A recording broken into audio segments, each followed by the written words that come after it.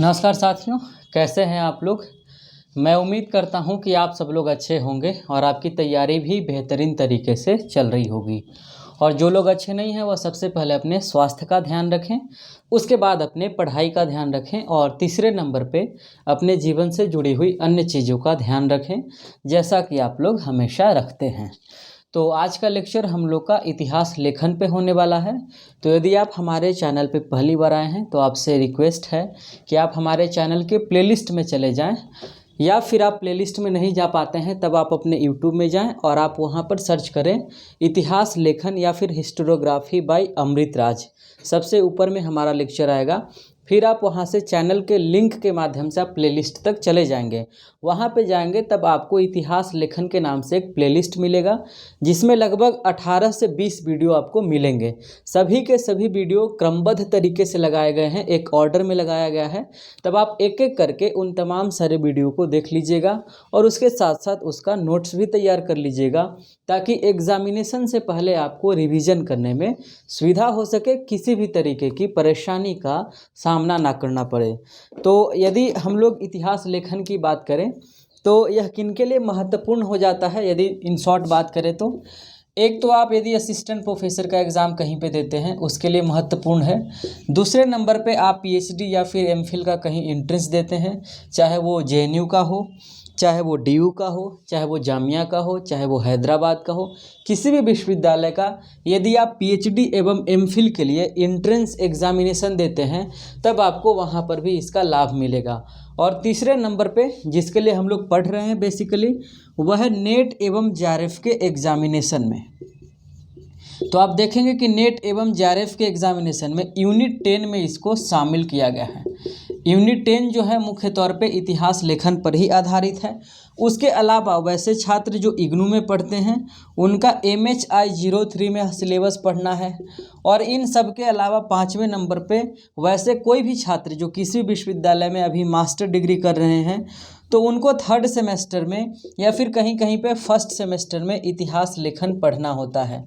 तो यह इन 5 जगह पे आपको मदद कर सकता है। और इन सब के अलावा एक जगह इसका बोनस जो मिलेगा वह यह फ़ायदा होगा कि इतिहास कैसे लिखा जाता है, या फिर कोई भी हिस्टोरियन आखिर अपने हिसाब से कैसे फैक्ट का कलेक्शन करता है, या फिर अपने इंटरेस्ट के अकॉर्डिंग अपने लिमिटेशन कैसे तय करता है, इन तमाम सारे चीज़ों को समझने में आपकी सहूलियत होगी।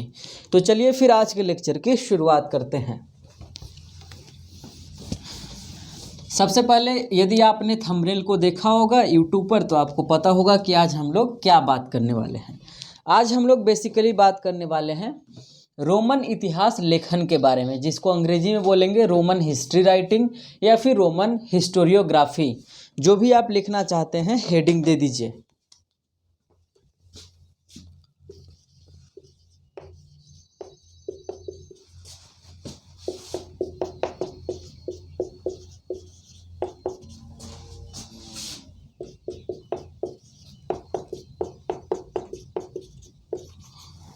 रोमन हिस्ट्री राइटिंग, हिंदी में हम लोग लिखेंगे रोमन इतिहास लेखन। इससे पहले हम लोग बात किए थे, जो लास्ट का लेक्चर था उसमें हम लोग बात किए थे ग्रीक हिस्ट्री राइटिंग के बारे में, यूनान का इतिहास लेखन के बारे में। तो जो रोम का इतिहास लेखन है इसमें क्या क्या बात करेंगे, सबसे पहले इसको समझ लेते हैं। कुछ तो बेसिक बातें होंगी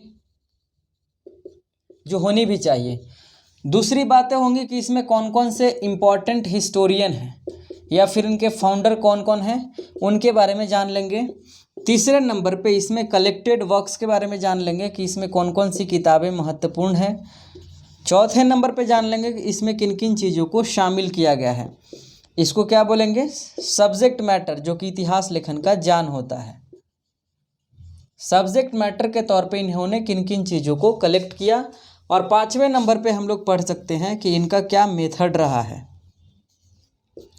और यहाँ पर हम लोग मुख्य तौर पे 2 व्यक्ति के बारे में पढ़ेंगे, एक का नाम है लिबी और दूसरे का नाम है टैसिटस। ठीक, यहाँ पे थोड़ा सा प्लूटार्क को भी देखेंगे। इस तरीके से इसमें और भी लोग चल करके आएंगे, लेकिन मुख्य तौर पे ये दोनों पिलर हैं, लिबी और टैसिटस, इनके बारे में हम लोग जानेंगे। और एक केटो जो कि फाउंडर हैं। ठीक, तो इतने सारे बिंदु पे हम लोग एक एक करके आज चर्चा करेंगे। तो आज की चर्चा थोड़ी लंबी हो सकती है, 1 घंटा 2 घंटा भी जा सकता है। तो आप आराम से निश्चिंत होकर बैठ जाइए और कलम कॉपी लेकर के स्टार्ट कर दीजिए लिखने के लिए। लिखने से ज़्यादा आप समझने की कोशिश करना।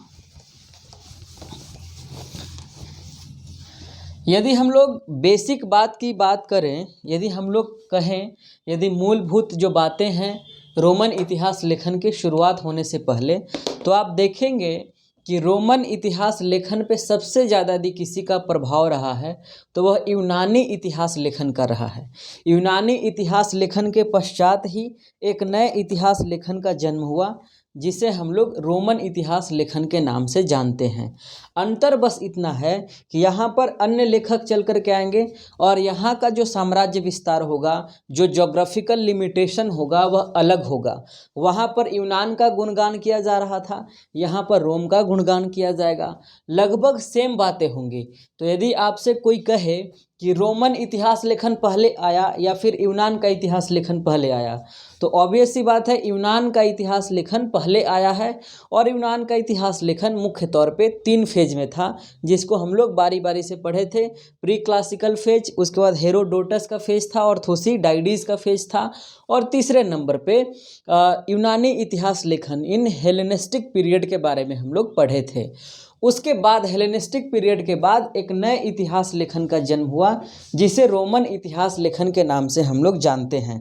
तो इसमें मुख्य तौर पे रोम के इलाके से आने वाले या फिर रोमन साम्राज्य के अंतर्गत आने वाले राज्यों से या फिर राज्यों के रहने वाले लेखक यहाँ पर शामिल किए जाएंगे, और उनका जो सब्जेक्ट मैटर होगा वो मुख्य तौर पे रोमन अम्पायर होगा। और आपको पता होगा कि यूनानी इतिहास लेखन में भी शासकों की काफ़ी गुणगान की गई है। जैसे हिब्रू टेक्स्ट की बात किए थे, वो लोग मिथक ग्रंथ को भी आधार बना करके इतिहास लिखने का काम किए थे। सेम प्रोसेस यहाँ पर भी अपनाया जाएगा।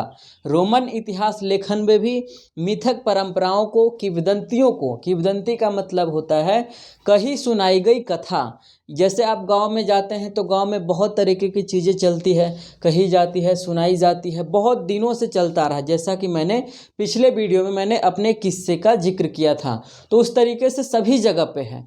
तो चूंकि इस समय इतिहास लेखन की शुरुआत हो रही है तो इनके पास सोर्सेज कम हैं, तो सोर्सेज के तौर पे लोग किंवदंती का भी इस्तेमाल कर सकते हैं। लोकल जो वहाँ पे सॉन्ग चल रहा है, लोकल जो कल्चर चल रहा है, उसका भी ये लोग इस्तेमाल कर सकते हैं।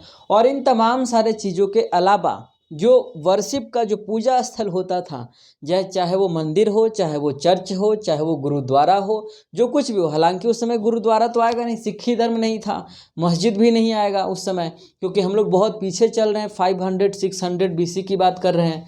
लेकिन कुछ न कुछ पूजा का स्थल रहा होगा, या शासक पढ़ाई लिखाई करते थे तो उनका म्यूजियम रहा है, या फिर उनका अपना खुद का पूजा स्थल रहा हो। तो उन मंदिरों पे या फिर उनके दीवारों पे जो उत्कीर्ण की गई चीज़ें थी, जो इंस्क्रिप्टेड था, जो इंस्क्रिप्शन लिखा गया था, या फिर उनके गुणगान में कोई भी चीज़ लिखा गया था, संस्तुति हो या प्रसंस्मरण हो, इन तमाम सारे चीज़ों को आधार बना करके इतिहास लिखने की शुरुआत हुई थी। यह प्रोसेस यूनानी इतिहास लेखन में भी था और यह प्रोसेस रोमन इतिहास लेखन में भी था। तो वहाँ पर आप देखेंगे कि यूनानी इतिहास लेखन में पहले व्यक्ति जो हैं, पहले महत्वपूर्ण व्यक्ति की यदि बात की जाए तो हम लोग हेरोडोटस को काउंट करते हैं, और हेरोडोटस ही दरअसल फादर ऑफ हिस्ट्री के नाम से जाने जाते हैं। उन्होंने ही इतिहास लेखन की शुरुआत की थी, इसलिए उनको इतिहास का पिता माना जाता है। समझ में आ रही बात? वह कौन सा फेज था? वह वही फेज था जब हमारे यहाँ बुद्ध थे, क्योंकि 600 BC का फेज है। वहाँ पे इंटेलेक्चुअल ट्रांजिशन का भी फेज चल रहा था। भारत में भी एक धार्मिक क्रांति चल रही थी, बौद्ध धर्म और ब्राह्मण धर्म के बीच में, बौद्ध धर्म और वैदिक धर्म के बीच में। एक बात मैं आपको सजेस्ट करना चाहूँगा कि यदि आप इतिहास पढ़ते हैं तो आप जब भारत का इतिहास किसी स्पेशल कालखंड का पढ़ रहे हों तो इस बात को ध्यान रखिएगा कि उस समय में दुनिया में क्या घटनाएं घट रही थी। जैसे उदाहरण के तौर पे यदि हम लोग मान लें कि 1910 या 12 का जो फेज है, उस समय इंडियन नेशनल मूवमेंट चल रहा है, कांग्रेस अपनी लड़ाई लड़ रही है, मुस्लिम लीग लड़ रहे हैं, सभी लोग आपस में आज़ादी की लड़ाई लड़ रहे हैं ब्रिटिश के खिलाफ मिल करके। तो आपको यहाँ पर इस बात का ध्यान रखना चाहिए कि उस समय ब्रिटेन में क्या चल रहा था, ब्रिटेन का क्या पॉलिटिक्स था, ब्रिटेन का क्या हिस्ट्री था, अमेरिका में क्या चल रहा था, फ्रांस में क्या चल रहा था। ये जो कुछ इम्पॉर्टेंट कंट्रीज़ हैं या फिर इम्पॉर्टेंट जो कॉन्टिनेंट हैं, उनका स्टडी भी आप कंपैरेटिवली करते चलेंगे तो चीज़ें आपको ज़्यादा समझ में आएंगी। ठीक है, चलिए तो फिर मेरा ख्याल है कि बेसिक चीज़ें आपको समझ में आ गई होंगी। अब हम लोग इसके बारे में स्टार्ट करते हैं।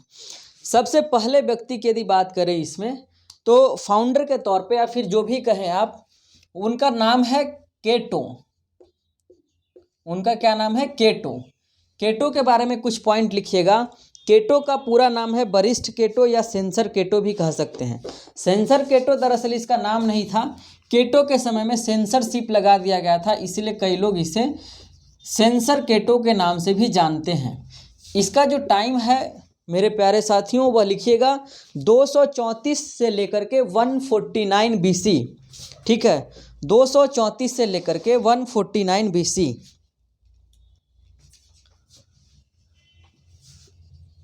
234 से लेकर 149 BC। इस फेज में भारत में क्या हो रहा था, इस बात को ध्यान रखिएगा और आप लोग कमेंट सेक्शन में बताइएगा। यदि आप गंभीर छात्र हैं तो आपको पता ही होगा। तो देखिए, बहुत दिनों से इतिहास लेखन तो चलता ही आ रहा था, लेकिन केटो ने एक लेख लिखा या फिर जो भी कहें किताब लिखा। उस किताब का नाम था ऑरिजिन्स। क्या नाम था? ऑरिजिन्स। और इस किताब को कहा जाता है कि यह सबसे बड़ा रिवॉल्यूशनरी स्टेप था। रिवॉल्यूशनरी स्टेप था किस फील्ड में? In the field of Roman history writing. Roman history writing मतलब कि यह पहला सबसे महत्वपूर्ण किताब है। जैसे भारतीय मार्क्सवादी इतिहास लेखन को जब आप अध्ययन करेंगे तो आपको पता चलेगा कि रजनी पाम दत्त ने 1947-48 में एक पहली किताब लिखी इंडिया टुडे के नाम से, हिंदी में जिसे आज का भारत कहते हैं। वह क्या था? वह रिवॉल्यूशनरी बुक था, पहला बुक था in the field of Indian Marxist historiography. बिल्कुल उसी तरीके से केटो के द्वारा लिखी गई किताब ऑरिजिन्स रिवॉल्यूशनरी स्टेप था, पहला स्टेप था, पहला महत्वपूर्ण किताब था, जिसको हम लोग कह सकते हैं कि रोमन हिस्ट्री राइटिंग का यह मेन बेस था। यह पहली शुरुआत थी। किसने की थी? केटो ने। अब ऑरिजिन्स में किन किन चीज़ों को लिखा गया था उसको ध्यान रखिएगा। सब्जेक्ट मैटर की यदि बात करें तो ऑरिजिन्स बुक में किन किन चीज़ों को इन्होंने शामिल किया था, आप लिखते चलेंगे तो ज़्यादा बेहतर होगा। लिखिएगा कि ऑरिजिन्स को पढ़ने के बाद हमें रोम के बारे में विशेष तौर पे जानकारी प्राप्त होती है। इसी में आगे लिखिएगा, एक व्यक्ति है जिनका नाम है J.W. थॉम्पसन। J.W. थॉम्पसन का जो स्पेशलाइजेशन है वह मुख्य तौर पे, इसमें कॉलिंगवुड भी चल करके आएंगे, इन लोगों का जो मुख्य तौर पे स्पेशलाइजेशन है वह रोमन हिस्ट्री राइटिंग पे है, ग्रीक हिस्ट्री राइटिंग पे है। तो J.W. थॉम्पसन का कहना यह था कि केटो के द्वारा लिखी गई किताब ऑरिजिन्स अब तक की सबसे ज़्यादा एजुकेशनल एवं इंटरेस्टिंग बुक है, अब तक की सबसे ज़्यादा प्रोडक्टिव एवं इंटरेस्टिंग बुक है। इसको इन्वर्टेड कॉमा में लिखिएगा, आपसे पूछा जाएगा एग्जामिनेशन में, क्योंकि इतिहास लेखन से सवाल हमेशा डेप्थ में ही पूछा जाता है, आराम से लोग पूछते नहीं हैं। तो मेन चीज़ आपको समझना है, क्योंकि लिखना तो आप लिख ही लेंगे, कहीं से भी नोट्स भी मिल जाएगा आपको, पर समझेंगे कैसे? ठीक है, इसमें सब्जेक्ट मैटर में लिखिएगा, आप लिखते चलेंगे कि केटो इस किताब में शिक्षा की प्रकृति, nature of education, moral values, nature of education, moral values एवं इतिहास के स्थान की चर्चा करता है। यानी इतिहास का स्थान इसका कहाँ होगा? ऑब्वियस सी बात है कि रोम होगा। हम लोग रोमन हिस्ट्री राइटिंग की बात कर रहे हैं। इसी में आगे लिखिएगा कि उन्होंने इस किताब में देशभक्ति की भावना, पैट्रियोटिज्म जिसको अंग्रेजी में कहेंगे, देशभक्ति की भावना, मोरलिटी, ठीक है, मोरल बूस्टअप के लिए, और उसके अलावा कैरेक्टर में इम्प्रोवाइजेशन के लिए या फिर कैरेक्टर में इम्प्रूवमेंट के लिए इन्होंने इस किताब को लिखा। स्पेशली इस किताब से वहाँ के युवा लोग बहुत प्रभावित हुए। तो केटो दरअसल अपनी किताब के माध्यम से रोम के युवाओं में नैतिकता का मोरल डेवलपमेंट चाहते थे। वो चाहते थे कि इनके अंदर इथिकल वैल्यूज क्रिएट हो। उसके अलावा पेट्रोटिज्म के भाव उत्पन्न हो। जैसे राष्ट्रवादी इतिहास लेखन में हम लोग पढ़ रहे थे कि वहाँ पर 1857 का जो मिलिट्री विद्रोह है, जिसको आप सैन्य विद्रोह कहते हैं, रिवोल्ट, उसको बीडी सावरकर कहते हैं कि यह प्रथम स्वतंत्रता संग्राम था।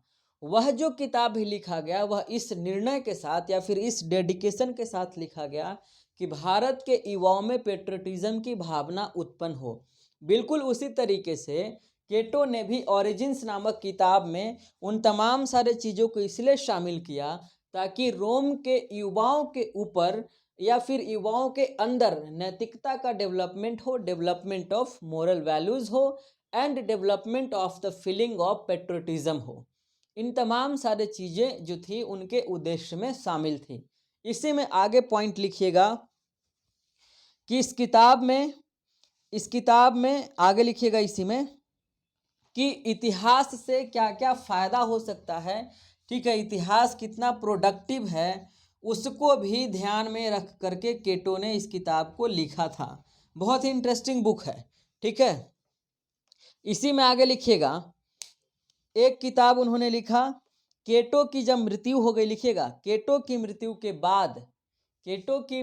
बाद उनके जो लिखे गए लेटर थे, ठीक है, केटो की मृत्यु के बाद उनके द्वारा जो लिखे गए लेटर थे उसको भी किताब के रूप में संकलित किया गया। उस किताब का नाम रखा गया डिस्टिच। क्या नाम रखा गया? डिस्टिच। डिस्टिच में लिखिएगा कि इसमें इन्होंने मुख्य तौर पे रोम का लोकल हिस्ट्री, ठीक है, लिखिएगा रोम का जो लोकल ग्रुप था, लोकल कास्ट ग्रुप अंग्रेजी में लिखिएगा, जो वहाँ का जातीय समूह था, जो वहाँ का इथनोग्राफिक कम्युनिटी था, उसको लिखिए। उसके अलावा वहाँ का लोकल ज्योग्राफी, उसके साथ साथ वहाँ की जो इकोनॉमिकल नेचर थे या फिर वहाँ के नेचर में जो इकोनॉमिकल रिसोर्सेज था उसको सेंट्रलाइज्ड करके इस किताब में लिखने का प्रयास किया गया, ठीक। लेकिन यह किताब केटो की मृत्यु के बाद छपा था। केटो के ऊपर ही, केटो के ही लेटर को संकलित करके लिखा गया। जैसे गांधी के मरने के बाद या अंबेडकर के मरने के बाद उनके जितने भी कलेक्टेड वर्क्स थे उनको एक किताब के रूप में संकलन किया गया, तो उसके लेखक तो मूल तौर पे अंबेडकर ही होंगे या फिर गांधी ही होंगे, लेकिन उनका संकलन करने का काम हमारे पूर्वजों ने या फिर आज से 50 साल 100 साल पहले हमारे से पहले जो मौजूद लोग थे, जो हिस्टोरियन थे, उन लोगों ने यह काम किया है। तो केटो के जाने के बाद भी उस दौर के जो कॉन्टेम्प्ररी हिस्टोरियन हैं या फिर जो कॉन्टेम्प्ररी रिसर्च स्कॉलर हैं, उन्होंने उनके लेटर्स को संकलित करके डिस्टिच नामक एक किताब लिखा, ठीक है। इसमें लिखिएगा कि डिस्टिच नामक किताब के वॉल्यूम 3 एवं वॉल्यूम 4 में, लिखिएगा वॉल्यूम 3 एवं वॉल्यूम 4 में इटली के कबीलों का उल्लेख है। कबीला को क्या कहते हैं अंग्रेजी में? कबीला ही कहते होंगे। इटली के कबीलों का उल्लेख है। कबीला का मतलब क्या? जैसे हमारा समाज अभी बन गया है, पहले हम लोग कबीलाई समाज में थे। कबीलाई समाज क्या था? जिसमें हम लोग पशुपालन पे आधारित थे। पशुपालन ही हमारा इकोनॉमी का मुख्य सोर्स हुआ करता था। हम लोग का जीवन स्टेबल नहीं था और हम लोग छोटे छोटे समूह में बंटकर रहा करते थे। शुरुआत का जितना भी आप आदिम जनजातियों को देखेंगे अभी भी वो लोग कबीलाई समूह में रहते हैं। हम लोग भी वहीं से चल करके आए हैं। तो इस किताब के वॉल्यूम नंबर 3 एवं वॉल्यूम नंबर 4 में इटली की ही राजधानी रोम है, तो इटली के उस दौर के जो छोटे छोटे कबीले थे उनका उल्लेख करने का काम किया है केटो ने, ठीक। आगे लिखिएगा, इस किताब में इटली का इथनोग्राफिक अकाउंट एंड वहाँ का geography of Italy and customs of Italy, यानी इटली का रीति रिवाज। इसी में आगे लिखिएगा लॉ ऑफ इटली एवं लैंग्वेज ऑफ इटली, उसके साथ साथ इंस्टीट्यूशंस ऑफ इटली। और इसी में अगला पॉइंट लिखिएगा religion, culture and civilisation of Italy. कौन सा फेज? इस समय का कॉन्टेम्प्ररी फेज 234 से लेकर के 149 बीसी का।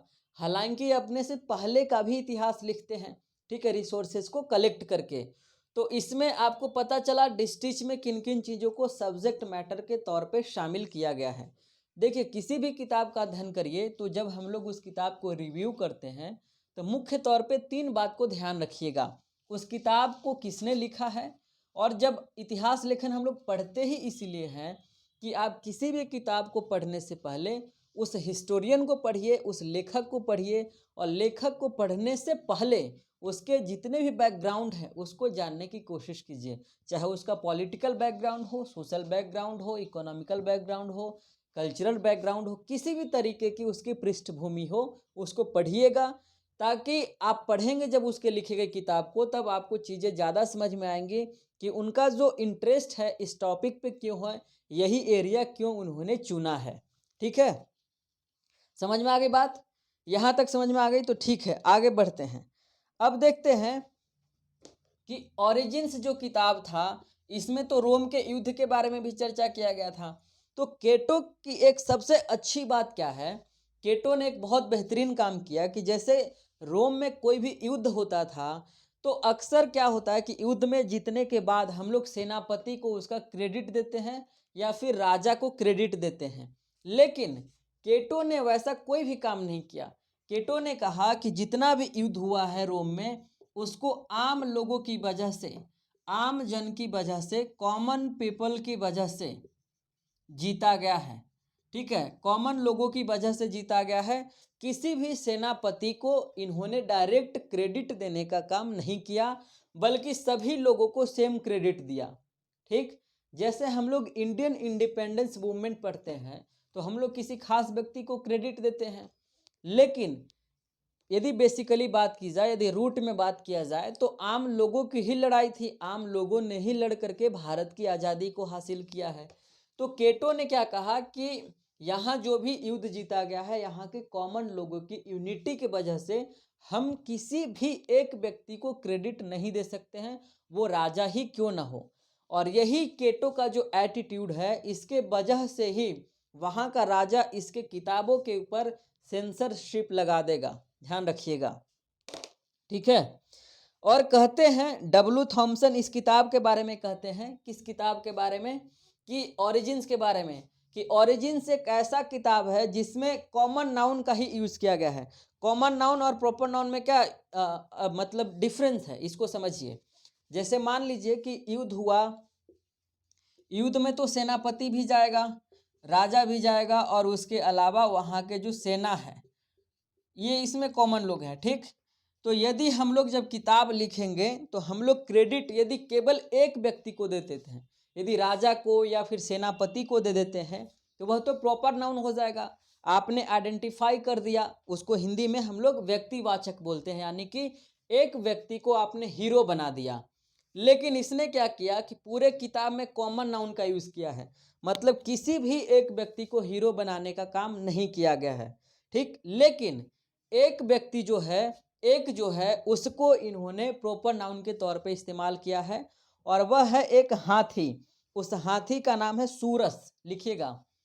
सूरस नामक एक हाथी है जिसके बारे में, ठीक है, इस हाथी का नाम लिखने के बारे में केटो मजबूर हो जाता है, क्योंकि यह हाथी बहुत ही ज़्यादा मदद करता है युद्ध में, तो इसको क्रेडिट देता है। पता नहीं केटो ने इसका नाम क्यों लिया, आप तो केटो ही बता सकते हैं। लेकिन केटो के पूरे किताब में ओरिजिन्स में सिर्फ एक ही प्रॉपर नाउन का इस्तेमाल हुआ है, वह सूरस नामक हाथी का। यहाँ तक आपको समझ में आ गई बात? चलिए, यदि यहाँ तक समझ में आ गई बात, अच्छा यह किसके खिलाफ युद्ध में, कार्थेज के खिलाफ युद्ध हुआ था। लिख लीजिएगा, कार्थेज के खिलाफ युद्ध हुआ था, उसमें इस हाथी ने रोल प्ले किया था। ठीक, अब ये हो गई केटो के बारे में विस्तार पूर्वक बातें। यदि इतनी बात आप केटो के बारे में जानते हैं तो केटो से यदि कोई सवाल आएगा तो निश्चित तौर पे आपसे नहीं छूटना चाहिए।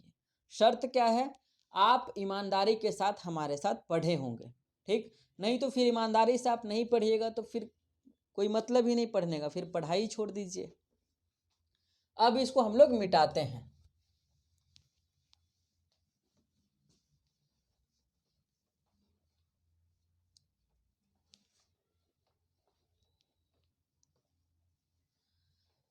अब हम लोग दूसरे नंबर पे बात करते हैं रोमन इतिहास लेखन में ही कुछ हिस्टोरिकल कॉन्टेक्स्ट है,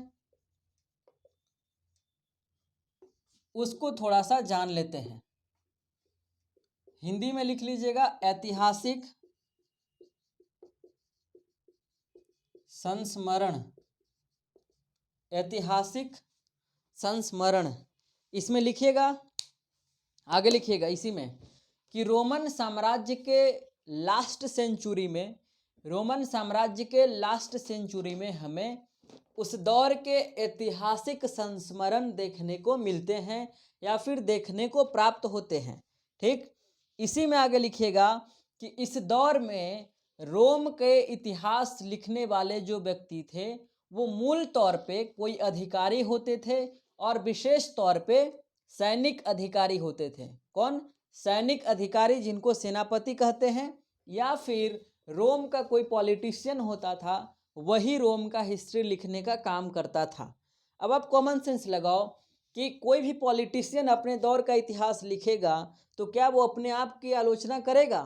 नहीं करेगा, तो वो अपना गुणगान ही करेगा। तो इस दौर में लगभग जितनी भी चीज़ें लिखी जाती हैं वह सभी के सभी प्रशंसा में लिखी गई हैं। इसीलिए हम लोग सभी पर आंख बंद करके भरोसा नहीं करते हैं, लेकिन इतिहास लेखन के शुरुआती दौर के सारे टेक्स्ट हैं तो इनका महत्व अपने आप में ज़्यादा है। ठीक है, जैसे बड़ा बेटा होता है ना घर का, तो नालायक भी निकल जाता है लेकिन फिर भी उसको मम्मी डैडी मानते हैं, क्योंकि पहले तो वही पैदा लिया था, है ना। तो उसके पैदा होने पे जो खुशी हुई होगी वह तो माँ बाप के अंदर से नहीं निकल सकती है। ध्यान रखिएगा इस बात को। तो बिल्कुल उसी तरीके से भले बड़ा बेटा जो है अक्सर नालायक ही निकल जाते हैं, तो कितना भी नालायक हो जाए, लेकिन ऐसा नहीं होता है, मतलब मैं ऐसे ही बोल रहा हूँ बस। ठीक है, चलो, अब बड़ा बेटा हो तो बुरा नहीं मानना है। इसमें आगे लिखते हैं, एक किताब का नाम लिखिएगा।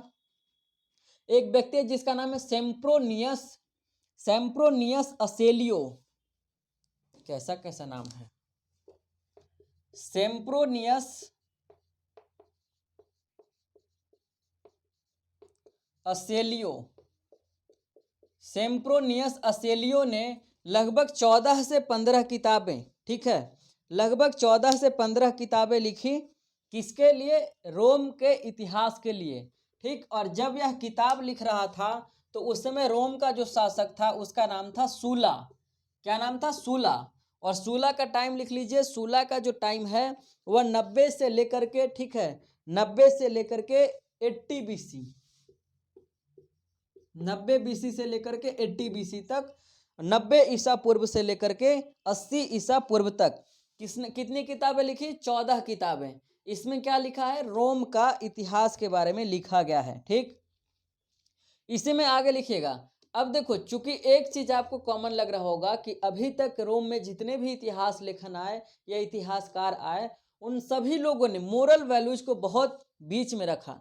अब आप देखिए, इतिहास को लिखने के दौरान यदि आप मोरल वैल्यूज को लेकर के आ जाएंगे तब बहुत सारी दिक्कतें आ जाएंगी। जैसे आप मान लीजिए मोरल वैल्यूज के तहत जो सच चीज़ें हैं समाज में, उसको आप लिखेंगे ही नहीं। जैसे आपने सैयद हसन मंटो को पढ़ा है, आप नहीं पढ़े तो पढ़िएगा। ठीक है, जैसे बहुत सारे चीज़ों को जब हम लोग लिखेंगे, सोसाइटी में जो चीज़ हम लोग ऑब्जर्व करते हैं, और यदि हम लोग मोरालिटी को बेस बना लें, यदि मोरालिटी को केंद्र में रख लें, तो जो एक्चुअल चीज़ें हो रही है वो हम लोग लिख ही नहीं पाएंगे। मोरालिटी के नाम पे बहुत सारे चीज़ों का दमन हो जाता है। जैसे ट्रेडिशन के नाम पे कई हजार सालों से महिलाओं का दमन हो रहा है, कहीं कहीं पे पुरुषों का भी दमन होता है ट्रेडिशन के नाम पे, जितनी बकवास की चीज़ें हैं। ठीक है, ध्यान रखिएगा। इसमें लिखिएगा कि सूला जो है, सूला ने भी अपना किताब लिखा, वह 20 संस्मरण लिखा था, और इसमें भी रोम का इतिहास के बारे में, रोम का समाज के बारे में, रोम की अर्थव्यवस्था के बारे में, रोम की संस्कृति के बारे में, रोम का धर्म के बारे में और रोम की राजनीति के बारे में यहाँ पर जिक्र किया गया है। सूला कौन है? इस 90 BC से लेकर 80 BC के बीच में जो रोम का शासक था। ध्यान रखना। इसी में आगे लिखिएगा, अगला व्यक्ति है जिसका नाम है कार्नेलियस सिसेना। क्या नाम है? कार्नेलियस सिसेना। कार्नेलियस सिसेना ने अपने 23 हिस्सों में, अपने 23 हिस्सों में रोम का इतिहास लिखा और इसमें रोम की जो सोशल कंडीशन है, सोशल कंडीशन ऑफ रोम का विस्तार से चर्चा किया है। इसी में आगे लिखिएगा, कहते हैं कि इस समय दो इंपॉर्टेंट और हिस्टोरियन हुए जिनका नाम है सैलस्ट और जूलियस सीजर। सैलस्ट और जूलियस सीजर। सैलस्ट और दूसरे नंबर पे Julius Caesar. Julius Caesar. Sallust के बारे में लिखिएगा। सैलेस्ट ने जो किताब लिखी है, ठीक लिखिएगा, सैलेस्ट की किताब जो है वह है कॉन्स्पिरेसी ऑफ केटिलाइन।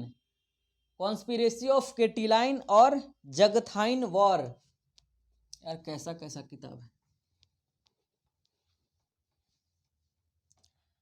लिख रहा हूं मैं, आप लिख लीजिएगा। लिखिएगा conspiracy of Catiline, conspiracy of Catiline and दूसरा जो इसी में किताब है वह है जगथाइन वॉर। यह दोनों किताब किसका लिखा हुआ है? यह दोनों किताब सैलेस्ट का लिखा हुआ है।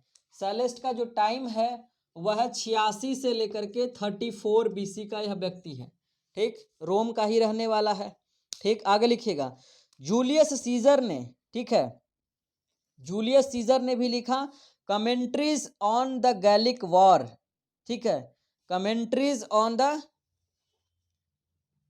कैसा कैसा किताब है, commentaries on the Gallic war. यह किताब किसने लिखा? जूलियस सीजर ने, ठीक है। चलिए, यदि आप यहाँ तक लिख लिए तो ये तो थोड़ा सा हिस्टोरिकल संस्मरण था, हिस्टोरिकल टेक्स्ट था, रोमन इतिहास लेखन से ही रिलेटेड। अब इसमें आगे बढ़ते हैं। केटो के बाद जो व्यक्ति सबसे महत्वपूर्ण व्यक्ति आएगा, जो रोम के इतिहास लेखन में या फिर रोमन हिस्ट्री राइटिंग में जिसका सबसे ज़्यादा या यूं कहें कि बहुत ही ज़्यादा महत्व है, उस व्यक्ति का नाम आप जानते होंगे। उस व्यक्ति का नाम है लिबी। लिखिएगा, हेडिंग दीजिएगा लिबी। लिबी का पूरा नाम क्या है? लिबी का पूरा नाम है, लिबी ही है, पूरा नाम क्या है देख लेते हैं एक बार। पूरा नाम इसका शायद कुछ और होना चाहिए। हाँ, ठीक है, लिबी का पूरा नाम है Titus Livy. Titus Livy. Time लिखेगा लिबी का 59 BC से लेकर 59 BC से लेकर 17 BC तक। लिबी के बारे में दो चार बिंदु जानेंगे। एक तो बेसिक इन्फॉर्मेशन, दूसरा इनकी किताबें, तीसरा इन्होंने लिखने के दौरान कैसा स्टाइल इस्तेमाल किया और कौन कौन सी चीज़ लिखे, जो किताब जो कि हम लोग बोले अभी, ठीक है। इसमें लिखेगा, पहला पॉइंट लिखेगा लिबी जो है, ठीक है, लिबी से पहले, इसी में लिखिएगा बेसिक में, लिबी से पहले वर्जिल नामक एक इतिहासकार ने, लिबी से पहले वर्जिल नामक एक इतिहासकार ने 29 ईसा पूर्व, 29 ईसा पूर्व रोम के इतिहास लिखने की शुरुआत की थी, जिसे एनिड, ठीक है, एनिड की रचना शुरू की थी। एनिड किताब का नाम है। और इसके बाद, और एनिड के बाद, एनिड किताब का नाम है, एनिड के बाद लिबी ने हिस्ट्री ऑफ रोम लिखने की शुरुआत की। और लिबी के द्वारा लिखा गया रोम का इतिहास बहुत ही ज़्यादा महत्वपूर्ण है, इतिहास लेखन के दृष्टिकोण से या फिर किसी और दृष्टिकोण से भी, ठीक है। ध्यान रखिएगा, जब यह व्यक्ति चल करके आया तब कहा जाता है कि रोम के इतिहास लेखन में स्वर्ण युग का आविर्भाव हुआ। जैसे हम लोग गुप्त काल के बारे में कहते हैं कि प्राचीन भारत का स्वर्ण युग था।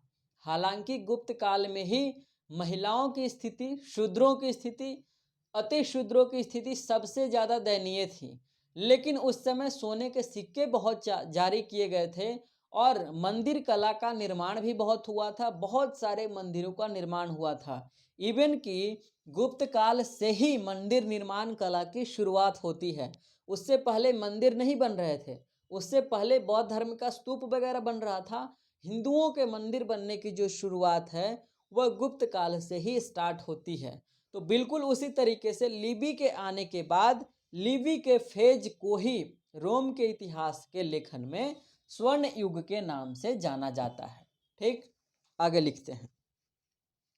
इसी में लिखिएगा, अब हम लोग सब्जेक्ट मैटर पे आ रहे हैं। लिबी का सब्जेक्ट मैटर क्या है और वह क्या कहता है। लिबी लिखिएगा, लिबी का जन्म पाडुआ में हुआ था। कहाँ में? पाडुआ में। ठीक, और पाडुआ में उसका जन्म होने के बाद वह रोम चल करके आया और रोम का जो दर्शन शास्त्र था या रोम का जो कल्चर था, रोम का जो लैंग्वेज था, रोम का जो सोसाइटी था, उससे वह बहुत ही ज़्यादा प्रभावित हुआ, बहुत ही ज़्यादा उसमें इंटरेस्ट लेने का काम किया और रोम का इतिहास लिखना वो स्टार्ट कर दिया। ठीक है, तो लिखिएगा, लिबी ने 142 किताबें लिखी। ठीक है, लिबी ने कितनी किताबें लिखी इसको हम लोग लिख लेते हैं, बहुत फैक्ट है। ठीक है, लिबी ने टोटल 142 किताबें लिखी हैं। 142 किताबें में इसकी 35 किताबें बची हैं। इसकी 35 किताबें बची हैं। यह 35 भाग, यह जो किताब है टोटल, यह 35 भाग में और 6 संस्करण में, और 6 संस्करण में बचा हुआ है या फिर अब तक उपलब्ध है, जो भी आप लिखना चाहते हैं। ठीक है, इसी में अगला पॉइंट लिखिएगा कि लिबी ने रोम का इतिहास 753 ईसा पूर्व से लेकर 753 ईसा पूर्व से लेकर 9 ईसा पूर्व तक 9 ईसा पूर्व तक लिखा। यदि आपसे पूछा जाए कि लिबी का किताब का अध्ययन करने के बाद हमें किस काल की जानकारी प्राप्त होती है, तो कहेंगे कि लिबी का किताब का अध्ययन करने के पश्चात हमें 753 ईसा पूर्व रोम की कहानी या फिर रोम का इतिहास से लेकर के 9 ईसा पूर्व तक रोम का इतिहास क्या रहा है उसके बारे में विशेष तौर पे हमें जानकारी प्राप्त होती है। इसी में आगे लिखेंगे हम लोग कि इन्होंने जो मुख्य तौर पे लिखा है वह रोम को ही केंद्र में रख करके लिखा है, इटली को केंद्र में रख करके लिखा है। ठीक है, ध्यान रखिएगा। इसमें आगे लिखिएगा कि जिस तरीके से सभी लोग, ध्यान से रखिए, लिखिएगा, जिस तरीके से सभी लोग रोम का इतिहास लिखने में नैतिकता को केंद्र में रख रहे थे, बिल्कुल उसी परंपरा का पालन करते हुए लिबी ने भी जब रोम का इतिहास लिखा तो नैतिकता को केंद्र में रखा। लेकिन लिबी के साथ एक पॉइंट और यह लिखिएगा कि इन्होंने आर्थिक जो पक्ष था, economical aspect of Roman umpire, उसको भी सेंट्रलाइज्ड करके लिखने का काम किया है। किसने? लिबी ने। यहाँ तक समझ में आ गई बात? बस समझ में आ रही है तो आप फिर आगे भी समझ जाओगे। आगे लिखिएगा, लिबी का यह मानना था कि इतिहास यानी हिस्ट्री जो है मुख्य तौर पे उसलिए लिखा जाना चाहिए ताकि व्यक्तियों को या फिर आगे आने वाले जनरेशन को या फिर मानव के अंदर नैतिकता का जो मेरिट है, जो क्वालिटी है, उसके अंदर विस्थापित हो, उसके अंदर उसका इम्प्रूवमेंट हो, उसको डेवलप किया जा सके। यानी कि सभी लोग मान रहे थे कि नैतिकता सिखाना चाहिए लोगों को, नैतिकता को केंद्र में रख करके इतिहास लिखना चाहिए। इनका भी मानना वही था कि इतिहास क्यों लिखा जाना चाहिए। ठीक, इसके अलावा इन्होंने यह भी माना सिविलियन मेरिट के बारे में। उसके अलावा इन्होंने यह भी माना कि देखो देशभक्ति होना चाहिए, जैसे इतिहास लिख रहे हैं तो उसका उद्देश्य यह होना चाहिए कि इसके पढ़ने के पश्चात जो आपके लोग हैं, आगे आने वाले लोग हैं, उनके अंदर देशभक्ति का भाव उत्पन्न हो। तो यह जो क्वालिटी है, इनके तो एंसेस्टर भी ऐसा ही लिखते आ रहे थे। लिबी ने भी हूबहू उस चीज़ को कॉपी करने का काम किया है। लिबी के बाद टैसिटस भी आएंगे तो लगभग वो भी यही काम करेंगे। ध्यान में रखिएगा, लिखिएगा इसी में कि लिबी अपने इतिहास लेखन के जरिए रोम को महान साबित करने का काम करता है, रोम का बहुत ही ज़्यादा आख्यान करता है, बहुत ही ज़्यादा प्रशंसा करता है।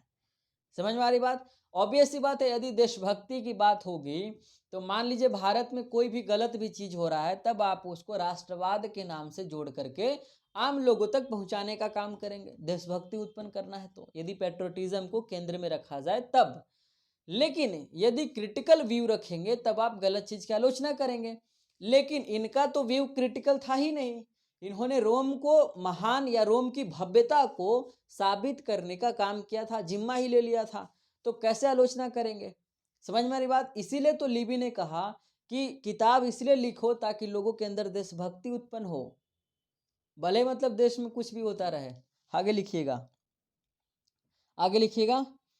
इन्होंने रोम के धार्मिक, नैतिक, राजनीतिक एवं सैनिक उपलब्धियों का खूब प्रशंसित तौर पे या फिर खूब प्रशंसा किया है अपने इतिहास लेखन में, अपनी किताबों में। आगे लिखते हैं। अब चूंकि इसका जो इसलिए लिखा ना क्योंकि इसका जो दोस्त था ना उस समय रोम का शासक था। अब देखो जिस तरीके से बाणभट्ट है, तो बाणभट्ट का दोस्त कौन है? हर्षवर्धन है। तो हर्षवर्धन क्या किताब लिखेगा हर्षचरित, तो क्या उसकी आलोचना करेगा? आपको लगता है कि करेगा? कभी नहीं कर सकता। एक तो राजतंत्र है, दूसरी बात मान लीजिए हम आपको खिला रहे हैं, पिला रहे हैं, घर में रख रहे हैं, ठीक है, और आपको पता है कि मैं राजा हूँ, तो आप मेरे घर में रख करके आप मेरी आलोचना करेंगे?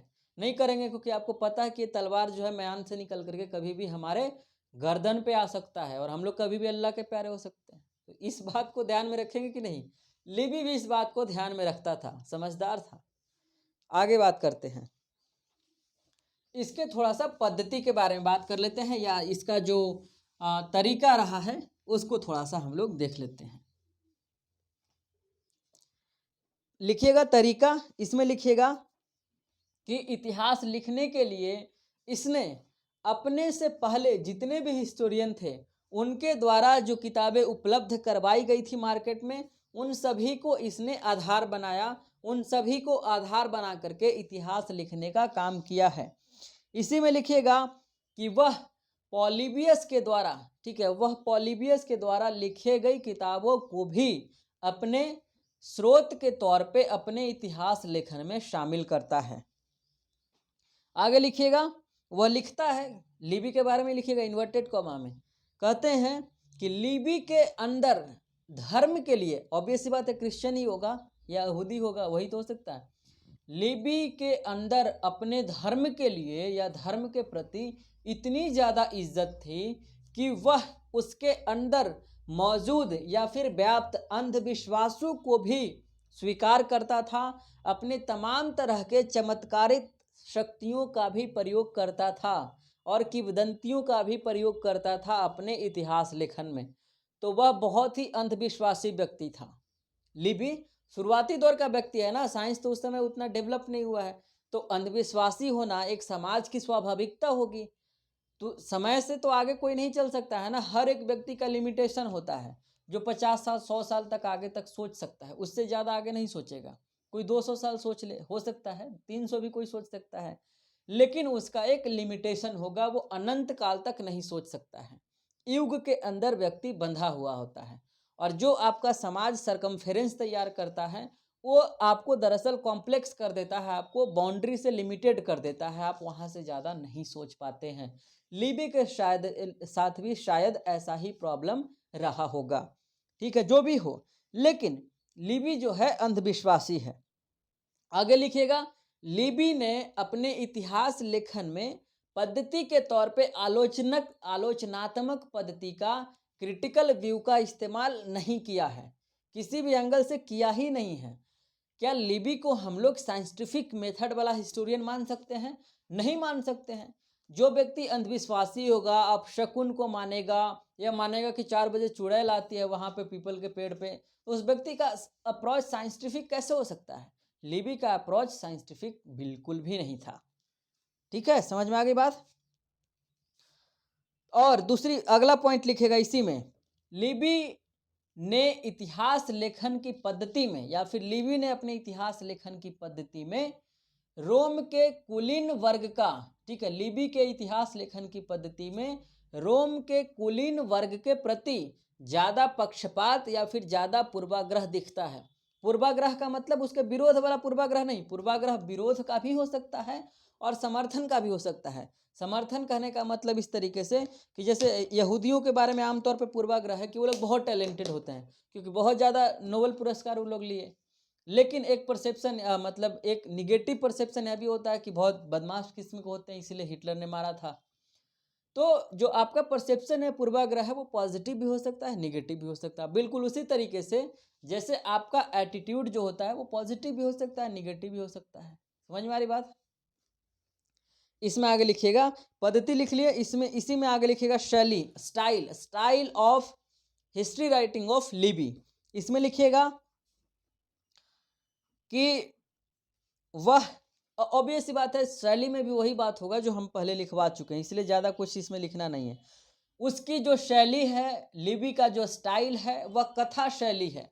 ठीक है, कथा कह रहा है। जैसे आप पढ़िएगा बिपिन चंद्रा की एक किताब है फ्रीडम स्ट्रगल, तो उसमें आप पढ़िएगा कि दिल्ली की सड़कों पे अभी सुबह के 6 बजे ही थे कि इस तरीके से यहाँ पे लड़ाई होने लगी। मतलब कथा के तौर पे उन्होंने लिखा है, लेकिन उसमें उन्होंने फैक्ट भी दिया है। बहुत इंटरेस्टिंग बुक है, आप पढ़िएगा ज़रूर। तो लिबी का जो स्टाइल है वह कथात्मक शैली है। कथा में, कथा के तौर पे इतिहास को लिखने का, समझाने का, पढ़ने का काम कर रहा है। ठीक है, शायद यही वजह है क्योंकि कथा के तौर पे जो चीज़ें होती हैं ना, लोग उसको बहुत ज़्यादा याद रखते हैं, बहुत ज़्यादा दिनों तक। तो लिबी जो है रोम के आम लोगों में या फिर दुनिया के आम लोगों में इतना ज़्यादा पॉपुलर इसीलिए हुआ क्योंकि कथात्मक तौर पे उन्होंने इतिहास लिखने का काम किया। लिटरेचर के तौर पे यदि लिखा हुआ होता तो आदमी बोर हो जाता है पढ़ते पढ़ते। ठीक है, जैसे अक्सर स्टूडेंट मैसेज करते हैं कि कैसे याद करें, या फिर बोर हो जाते हैं इतिहास पढ़ते पढ़ते, बोर हो जाते हैं ना, फ़ोन पे बतियाने में बोर नहीं होते हैं। आगे लिखते हैं हम लोग। अब इसका लिबी का यदि हम लोग इवैल्यूएशन करें तो हम लोग कह सकते हैं, कॉलिंगवुड कहते हैं लिबी के बारे में कि जो इससे पहले जो व्यक्ति था पॉलीबियस, पॉलीबियस ने कौन सा मेथड इस्तेमाल किया था? कैंची एवं गोंद का मेथड। यहाँ से काटो और यहाँ ला जाके चिपका दो। पीएचडी में भी यही चलता है, कैंची एवं गोंद का मेथड। हालांकि ईमानदारी से पीएचडी करोगे तो कैंची एवं गोंद मेथड कहाँ जाएगा पता नहीं चलेगा। ठीक है, हम लोग के एक सीनियर थे जो कहते थे ना, पीएचडी का मतलब होता है पागल होकर दौड़ना। ऐसे ही पूछे जब हम ग्रेजुएशन में जब मैं था तो मैं पूछा, वो पीएचडी कर रहे थे, तो वो मैंने पूछा कि पीएचडी का फुल फॉर्म क्या होता है भैया? ऐसे तो मैं जानता ही था कि डॉक्टर ऑफ फिलॉसफी होता है, लेकिन फिर भी वो बोले कि देख, पीएचडी का मतलब वो नहीं होता जो तू याद किया है डॉक्टर ऑफ फिलॉसफी, इसका मतलब होता है पागल होकर दौड़ना। फिर लगा पता वो पागल हुए नहीं थे, ऐसे ही बोल रहे थे कि कोई दोबारा मतलब मेरे बाद कोई पीएचडी ना करे। ठीक है, आसपास मतलब थोड़ा सा बनाए रखने के लिए कि मैं पीएचडी होल्डर हूँ, बाकी लोग ना करें। ठीक, अब उनके बाद पता नहीं अब और ज़्यादा इफेक्ट हो गया मेरे ऊपर, हम लेकिन ना, अब तो पागल होके हम भी दौड़ेंगे ही, दौड़ ही रहे हैं अभी तक। ठीक है, आगे भी दौड़ेंगे, आप लोग भी दौड़ने के लिए यहाँ तक आए हैं। लिखिएगा इसमें, कॉलिंगवुड के अनुसार पॉलीबियस कैंची और चिपकाव पद्धति का, कॉलिंगवुड के अनुसार पॉलीबियस कैंची और चिपकाव पद्धति का इस्तेमाल सिर्फ कुछ विशेष चीज़ों के लिए करता था, लेकिन लिबी ने इस प्रक्रिया को, लिबी ने इस मेथड को अपने तमाम हिस्ट्री राइटिंग के लिए यूज़ किया। ठीक है, और हिस्ट्री ऑफ रोम जब लिख रहा था तो सेम इसी मेथड का इस्तेमाल किया। वहाँ से उठाए यहाँ चिपका दिए, वहाँ से उठाए यहाँ चिपका दिए। समझ में आ रही बात? ठीक है, आ रही है तो फिर आप बहुत अच्छे हो, बहुत ज़्यादा समझ रहे हो। इसमें और लिखिएगा कि लिबी का कहना यह था कि जो इतिहास है वह ह्यूमैनिटेरियन होना चाहिए, मानवतावादी होना चाहिए। ठीक है, और सब मानव के पक्ष में था, कोई भी जानवरवादी नहीं था। ह्यूमैनिटेरियन होना चाहिए मतलब कि मानव के खिलाफ नहीं, मानव सभ्यता के खिलाफ नहीं, जानवरों के खिलाफ चल जाए कोई दिक्कत नहीं, इतिहास मानववादी होना चाहिए। उसके अलावा इतिहास में मोरल वैल्यूज़ होना चाहिए कि भाई आप लिख रहे हैं तो लोगों के अंदर उससे मोरल वैल्यूज़ का डेवलपमेंट हो, और उसके साथ साथ पेट्रोटिज्म हो। 3-4 चीज़ें हैं, इसके आकलन में हम लोग लिख सकते हैं। तो यदि लिबी पे 1-2 पेज लिखना हो ना तो आप आराम से लिख सकते हैं। हमें लगता है ऐसा कि हम लोग इतना समझ गए हैं कि 1-2 पेज तो लिख ही सकते हैं आराम से। तो जब इतना लिख सकते हैं तो फिर आपको और क्या चाहिए? और कुछ चाहिए? नहीं कुछ चाहिए। इसमें लिखिएगा आगे, मैंने बताया था कि लिबी चूँकि इसके किताब पे सेंसरशिप भी लग जाता है, तो लिखिएगा censorship on the history writing of Libby. उसमें लिखिएगा कि आगे चल करके, ठीक है, लिबी के किताब पे लिबी के किताब का दमन करने का प्रयास किया गया, उसके ऊपर सेंसरशिप लगाने का प्रयास किया गया। ठीक है, और इस सेंसरशिप के अंतर्गत J.W. थॉम्सन का कहना, इन्वर्टेड कॉमा में लिखिएगा, थॉम्सन ने कहा है कि अति ढिलाई से बदलकर अति ढिलाई मतलब बहुत ढिलाई था इसको, क्योंकि दोस्त था नहीं इसका शासक, खूब ढिलाई मिलल था, जितना लिखना है लिख डाल। अति ढिलाई से बदलकर कठोर होने के क्रम में सभी प्रकार का साहित्य प्रभावित हुआ, सभी लिटरेचर, क्योंकि लिबी के अलावा और भी तो लोग लिख रहे थे। लिबी को इसलिए पढ़ रहे हैं क्योंकि लिबी के बारे में उस दौर के लोगों ने जिक्र कर दिया। जैसे इंडियन इंडिपेंडेंस मूवमेंट पढ़ेंगे तो क्या एक ही व्यक्ति लड़ रहा था, बहुत सारे लोग लड़ रहे थे, बहुत सारे लोग का इतिहास लिखा ही नहीं गया, आगे उस पर रिसर्च हो रहा है, तो हमारे आने वाले जनरेशन पढ़ेंगे। उसी तरीके से लिबी के साथ साथ और भी लोग थे, लेकिन उनका लिखा ही नहीं गया, इसलिए लिबी का लिखा गया, इसलिए लिबी को पढ़ रहे हैं, ध्यान रखिएगा। तो इनके किताब पे सेंसरशिप लगाया गया, स्पेशली इनके किताब के ऊपर, लिबी के ऊपर। उस दौर में और भी किताबों पर लगाई गई थी, लेकिन लिबी के ऊपर सबसे ज्यादा, इसने लिखा भी था ना सबसे ज्यादा, ठीक है, लिखिएगा। इसलिए लगाया गया क्योंकि इसके किताबों का संबंध सम्राटों से, ठीक है, राजाओं से, शासकों से ज्यादा था और वहां के पॉलिटिक्स से ज्यादा था, ठीक है। इसी में लिखिएगा, J.W. थॉमसन का ये स्टेटमेंट है, इसी में लिखिएगा, इस वजह से सारा इतिहास समझदारी से लिखना जरूरी हो गया, समझदारी से लिखना जरूरी हो गया, और बहुत कुछ तो चापलूसी से लिखना जरूरी हो गया। सेंसरशिप के बाद अब क्या करिएगा, आपको कोई लिखने ही नहीं देगा। जैसे अभी भारत में मीडिया का हाल है, तो देख ही रहे हैं कितना चापलूसी चल रहा है। भारतीय मीडिया को उठा करके देखिए, कोई उसका चापलूसी, कोई किसी का चापलूसी, लेकिन 100 में से 90-95 तो सत्ता की चापलूसी कर रहे हैं कि नहीं कर रहे हैं। वो लोग तो हमारी आवाज़ हैं। अब बाकी सत्ता को बचा प्रचार प्रसार के लिए तो राज्यसभा टीवी, सांसद TV, Lok Sabha TV, DD news, ये तमाम तरह के न्यूज चैनल हैं ही, उनसे प्रचार कर लेते।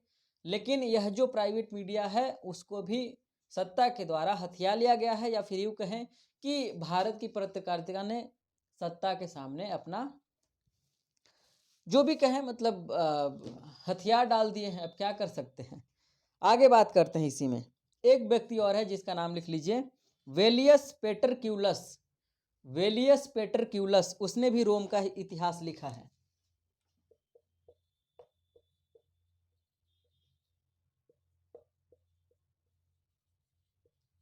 वेलियस पेटरक्यूलस, इसका टाइम क्या लिखना है इसका, लिख लीजिए 30 ईस्वी तक, 30 ईस्वी तक इसने किताब लिखा रोम का इतिहास, ठीक। और कहता है कि यह जो वेलियस पेटरक्यूलस ने जो रोम का इतिहास लिखा, इसमें तो क्लियरली कहा गया कि वेलियस पेटरक्यूलस ने चापलूसी से इतिहास लिखा था।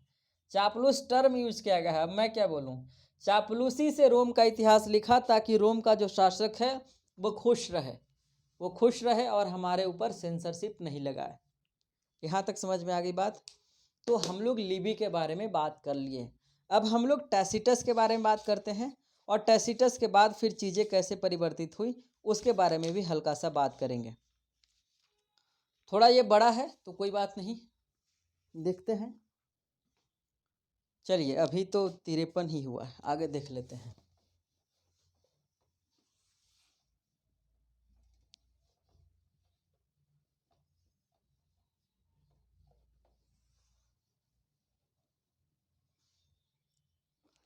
हेडिंग दीजिएगा टैसिटस।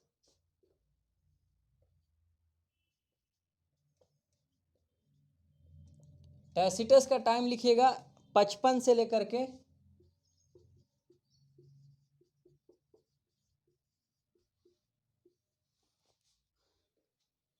55 से 120 ईसा पूर्व, 55 BC से लेकर के 120 BC तक इसमें लिखिएगा। इसमें भी सेम बातें करेंगे जैसे जैसे ऑर्डर में किए थे लिबी के बारे में। पहला लिखिएगा रोम के इतिहास में, ठीक है, रोम के इतिहास में सबसे ग्रेटेस्ट नाम की बात करें तो वह क्या नाम है, कार्नेलियस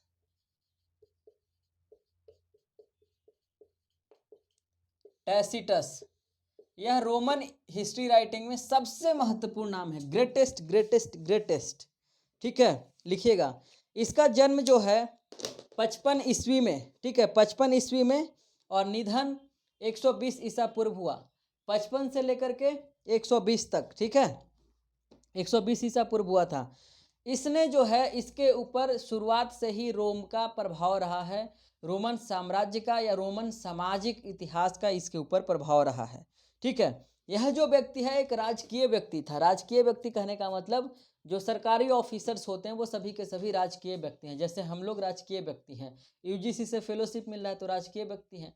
जिसको नहीं मिल रहा है वो राजकीय व्यक्ति नहीं है, लेकिन मिलने लगेगा तो वो भी राजकीय व्यक्ति हो जाएगा। आप कहीं पे सरकारी नौकरी में जाएंगे तो राजकीय व्यक्ति हो जाएंगे। तो यह क्या है? राजकीय व्यक्ति है, यह सरकार में संलिप्त है। तो जो व्यक्ति सरकार में संलिप्त रहेगा वो व्यक्ति अमूमन, ठीक है, अक्सर सरकार की आलोचना नहीं करेगा, कर ही नहीं सकता। करेगा तो उसको नौकरी से हाथ धोना पड़ेगा। कोई करना चाहेगा? नहीं करना चाहेगा। कौन करता है? इतने बड़े बड़े आईएएस ऑफिसर हैं, सब लोग जानते हैं कि सरकार ये कर रही है, सरकार ये कर रही है, लेकिन कोई आलोचना करते नहीं कर सकते हैं, क्योंकि उनके आईएएस जो है छिन जाएगा। फिर बता डीएम से सीधा रोड पे आ गए, फिर डंडा खा रहे हैं अपने ही आईपीएस वाले दोस्त के साथ। ठीक है, दोस्त से साथ क्या, आईपीएस तो आईपीएस रहेगा।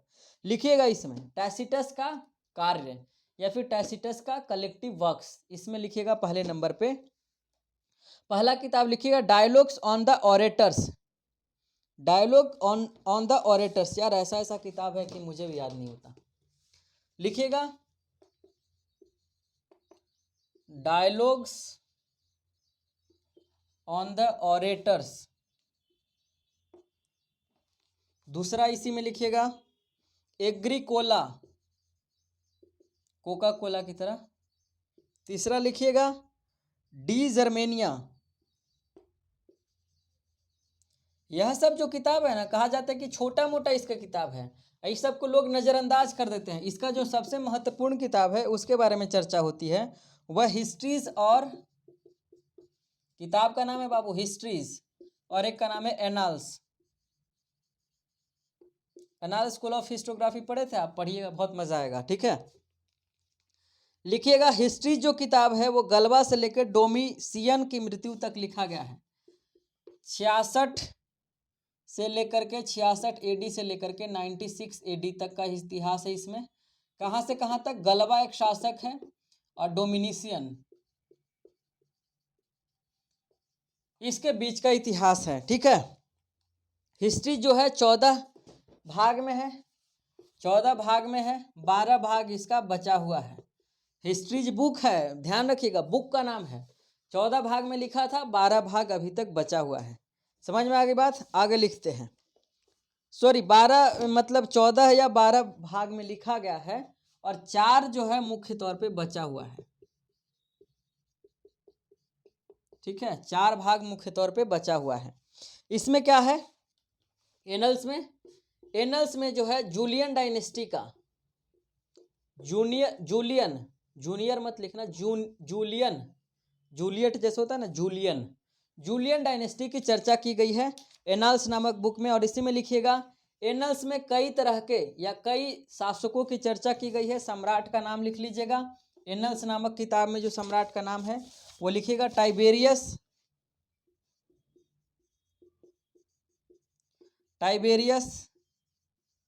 कैलिगुला, क्लॉडियस और नीरो। नीरो का टाइम पता है? 14 से लेकर के 68 एडी। नीरो को जानते हैं? एक कहावत बहुत प्रचलित हुआ कि पूरा रोम जल रहा था और नीरो बंशी बजा रहा था। पता है कि नहीं? सुने ही होंगे। यह तो इनका किताब के बारे में हो गया। इनको थोड़ा सा स्रोत एवं पद्धति पढ़ लेते हैं, या फिर इनका जो सोर्स रहा है। ठीक है, ये सोर्स कहाँ से लाए थे भाई, उसको थोड़ा सा देखते हैं। टैसिटस को भी जल्दी करते हैं। देखो, आपको जब लगे ना तो आप इसको ना ब्रेक लेकर के देख लेना, क्योंकि देखना जरूर लेकिन बहुत महत्वपूर्ण है। ठीक है, लेकिन ब्रेक लेकर के देख लेते हैं, क्या दिक्कत है? इतना भी तो बोरिंग नहीं होना चाहिए। हिस्ट्री तो थोड़ा सा बोरिंग होता है और हिस्टोग्राफी थोड़ा सा समझना पड़ता है, पर मुझे नहीं लगता कि बहुत ज़्यादा बोरिंग हो रहा होगा, है ना? नहीं होना चाहिए। पद्धति में लिखिएगा पहले नंबर पे, इन्होंने सोर्स के तौर पे हिस्टोरिकल जो टेक्स्ट थे, इनके पूर्वज, इनके जितने इससे पहले जो भी हिस्टोरियन हुए हैं उनके टेक्स्ट का इस्तेमाल किया, भाषण का इस्तेमाल किया, लेक्चर्स का, वहाँ के सम्राट का लेक्चर्स का, या फिर वहाँ के जो फिलोसफर थे तमाम सारे लोगों के लेक्चर्स का इस्तेमाल किया, लेटर्स का इस्तेमाल किया, राजा का जो आज्ञा पत्र होता था उसका इस्तेमाल किया। और इसी में आगे लिखिएगा सीनेट, मतलब रोम का जो संसद था उसका जो अधिनियम था, उसका जो एक्ट था, उसको भी इतिहास लेखन में शामिल किया, उसको सोर्स के तौर पे इस्तेमाल करने का काम किया। इसके अलावा वहाँ के जो ओल्ड फैमिली थे, ठीक है, उनके क्या क्या ट्रेडिशन रहे हैं, उनके क्या क्या टेक्स्ट रहे हैं, उसको भी इन्होंने सोर्स के तौर पे इस्तेमाल किया है। समझ में आ गई बात। अब देखो यह जो है एक तरफ मतलब इसके साथ प्रॉब्लम क्या है, टैसिटस के पास ना डबल स्टैंडर्ड है इसका। डबल स्टैंडर्ड का मतलब दोगला मत समझ लेना यहाँ पे।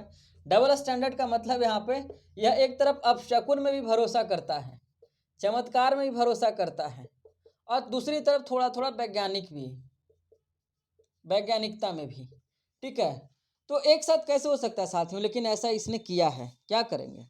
ठीक है, लेकिन यदि बात की जाए तो इसने क्या किया कि इसने बहुत जम करके चापलूसी किया है, इसलिए इसके किताब को कई हिस्टोरियन तो कहते हैं वो तो है ही नहीं हिस्टोरिकल टेक्स्ट। इतना चापलूसी कौन करता है, ये तो इतिहास के खिलाफ लिखा गया है। इसने क्या किया है, रोमन भाषाओं का मतलब वहाँ का भाषण जो था उसका भी बहुत जिक्र किया है, और खूब जितना भी ज़्यादा हो सकता है प्रशंसा करने का काम किया गया है, उसको लिखने का काम किया है। ठीक है, यहाँ तक समझ में आ गई बात। चलिए, इसीलिए यह कहता है कि टैसिटस के द्वारा जो लिखा गया इतिहास है उसको बहुत सावधानी से पढ़ना चाहिए। आगे लिखते हैं, इसका जो सब्जेक्ट मैटर है उसको थोड़ा सा देख लेते हैं। लिखिएगा, टैसिटस ने भी इतिहास लेखन के लिए मोरल दृष्टिकोण का, नैतिक दृष्टिकोण का इस्तेमाल किया। एक एक पॉइंट में लिखते चलिएगा। उसके अनुसार यानी टैसिटस के अकॉर्डिंग टू टैसिटस इतिहासकार का काम मनुष्यों की क्रियाओं पर फैसला सुनाना है। ठीक, यानी मानव जो भी एक्ट कर रहा है, मनुष्य जो भी काम कर रहा है, उस काम का क्या परिणाम हो सकता है, क्या रिजल्ट हो सकता है, यह जो है एक हिस्टोरियन का कैपेसिटी होना चाहिए, एक हिस्टोरियन का काम होना चाहिए, वह फैसला सुनाएगा। ऐसा मैं नहीं, ऐसा किसका मानना है, ऐसा टैसिटस का मानना है।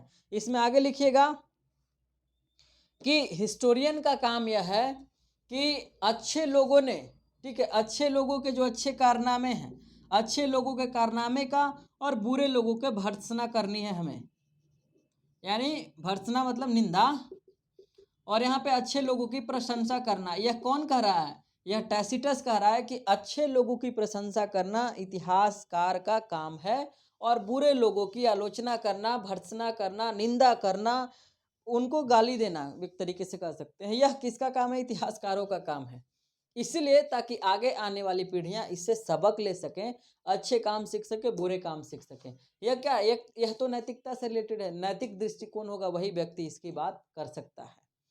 समझ में आ गई बात। चलिए आगे लिखिएगा, टैसिटस का बहुत सारा चीज जो है वह नैरो भी है, बहुत संकीर्ण भी है। संकीर्ण किस लिए, क्योंकि नैतिक दृष्टिकोण अपना लिया, तो उसका जो दायरा है वह रोमन सम्राट ही है, आम लोगों तक नहीं है। इसके साथ देखो टैसिटस और लिबी जो केटो था उसके साथ प्रॉब्लम यह है कि केटो ने आम जन को क्रेडिट दिया था, लेकिन टैसिटस का दायरा इतना संकीर्ण है, इसका जो माइंड है, यह जो इसका हिस्ट्री राइटिंग है इतना नैरो है कि यह जो है कोई भी युद्ध होता है तो उसका विजेता या फिर क्रेडिट कह लो तो राजा को देता है, सम्राट को देता है, शासक को देता है, या फिर सेनापति को देता है।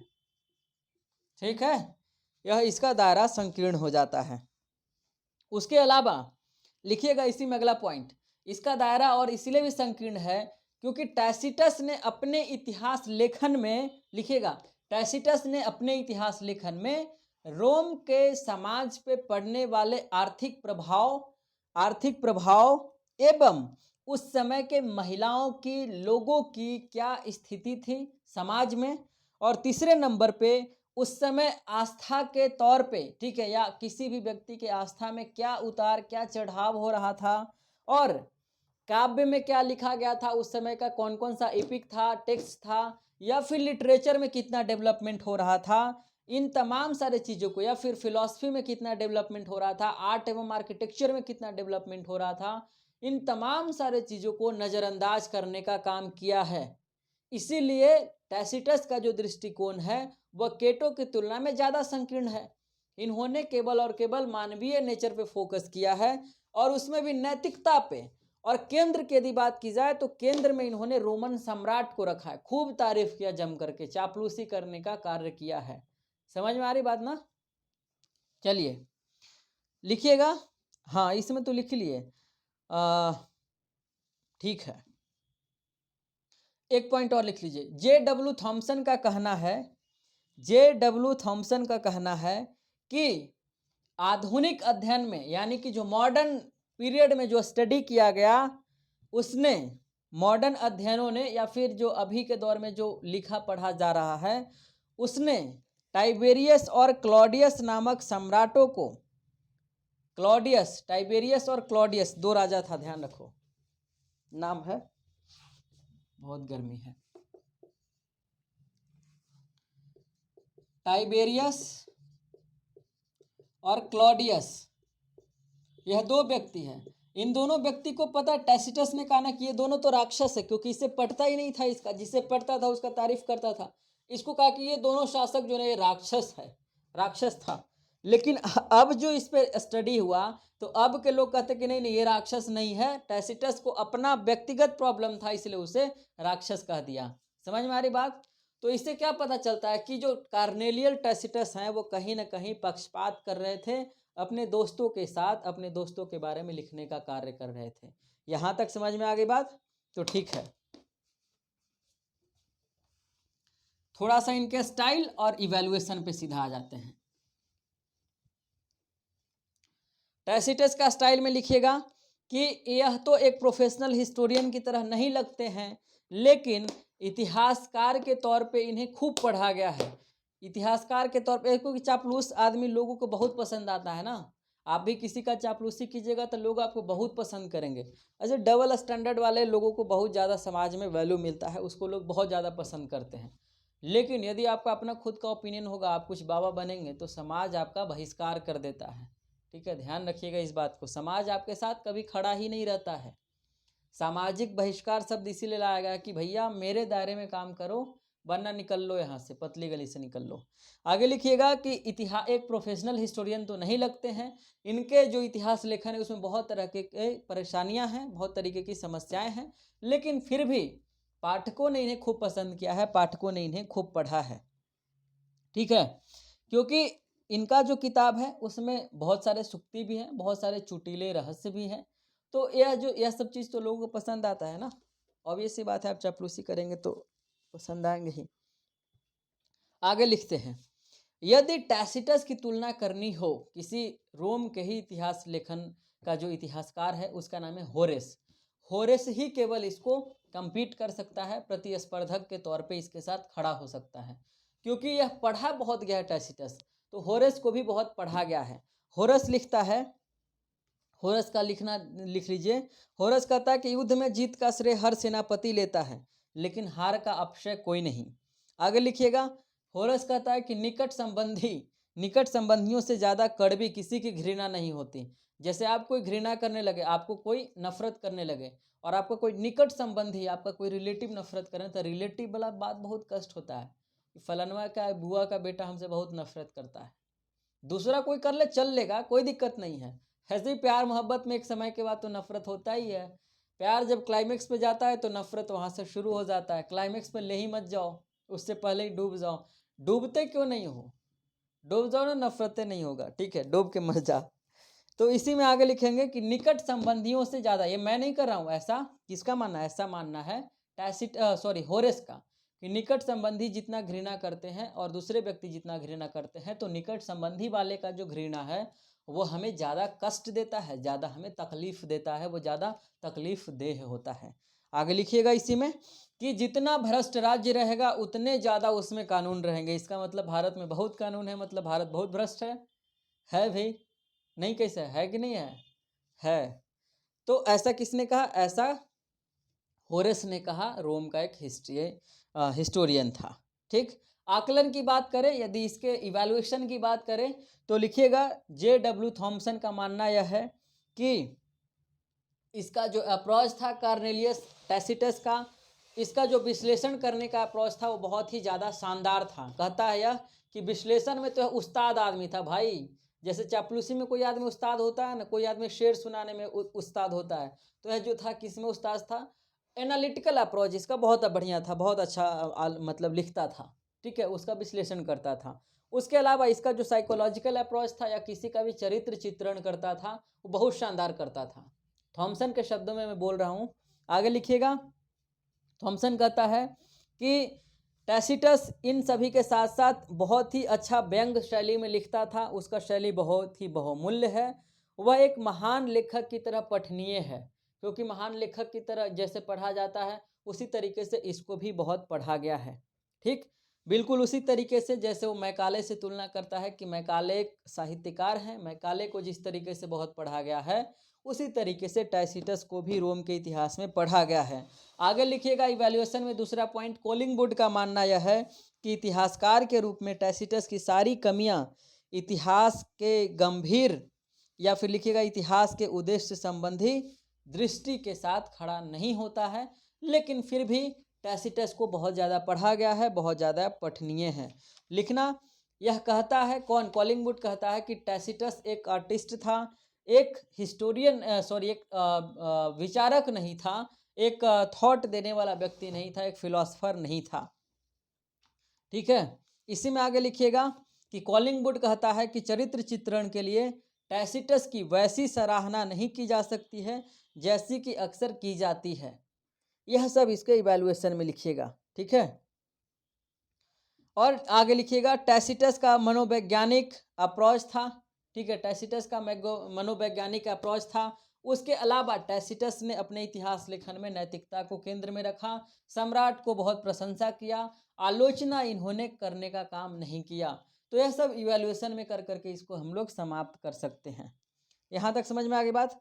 फिर भी कोलिंगवुड का यह निष्कर्ष है, लिखिएगा, कोलिंगवुड का निष्कर्ष है कि ऐतिहासिक साहित्य में, इन्वर्टेड कॉमा में लिखना है, ऐतिहासिक साहित्य में योगदान के मामले में टैसिटस का जो पर्सनालिटी है वो बहुत ही ह्यूज है, बहुत ही ज़्यादा विशाल है। लेकिन वह इतिहासकार था या नहीं, यह आपको तय करना होगा, या था या नहीं, इस जिज्ञासा की अनुमति मिलनी चाहिए, यानी इस पे सभी को सोचने का मौका मिलना चाहिए। मैं नहीं तय कर सकता हूँ। और कोलिंगवुड आगे कहता है कि लिबी और टैसिटस रोमन इतिहास लेखन में, रोमन इतिहास चिंतन के बंजरपण के आजू बाजू खड़े दो महत्वपूर्ण पिलर हैं। ठीक है, रोमन इतिहास लेखन का ये दोनों बहुत ही महत्वपूर्ण पिलर हैं। अब हो गया टैसिटस के बारे में हम लोग बात कर लिए। टैसिटस के जाने के बाद फिर रोम इतिहास लेखन का क्या रहा है रोल, उसको थोड़ा सा देखते हैं। लिखिएगा, टैसिटस के बाद अमूमन क्या हुआ कि उसके बाद जो हिस्टोरियन आने लगे वो ग्रीक और रोमन, ठीक है, ग्रीक और रोमन दोनों को मिला करके लिखने का काम करने लगे, क्योंकि ग्रीक इतिहास लेखन का प्रभाव तो था ही ऑलरेडी रोमन पे। ठीक है, एक सेकेंड।